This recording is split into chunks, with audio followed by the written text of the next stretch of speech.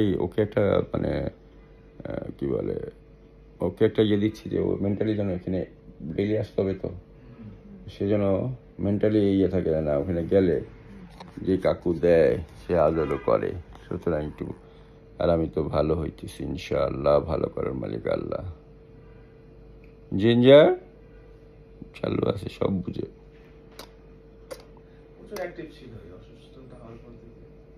এখন তো স্যালাইন দিয়ে দিলাম, এটার মধ্যে ভিটামিন মিনারেল তো আছেই।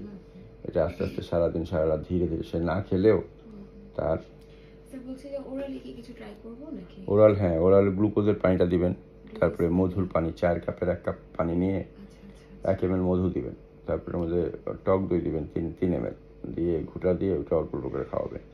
তারপরে মুরগির স্যুপ 1 টুকরা মুরগির মাংস সসপ্যানে নিয়ে হালকা হলুদ দিবেন, একটু পোলার চাল দিতে পারেন, একটু দুধ দিতে পারেন, দিয়ে একদম কোরমার মতো করে নরম করে ফেলবেন, স্যুপের মতো। হ্যাঁ দিতে পারবেন।